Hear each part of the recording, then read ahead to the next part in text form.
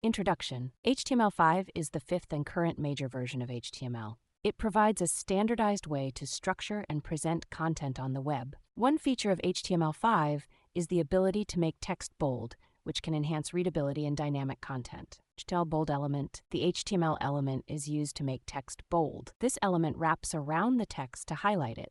Strong element. The strong element is another way to make text bold in HTML5. This element also indicates the text is of strong importance. Difference between B and strong both make text bold, but have different semantic purposes, is used for visual presentation, while strong indicates strong importance. This distinction is crucial for assistive technologies like screen readers. Bold with CSS, text can also be made bold using CSS. The font weight property controls the boldness or lightness of text. Tips and common mistakes. Avoid overusing the element as it doesn't add semantic meaning. Use strong when the text has high importance.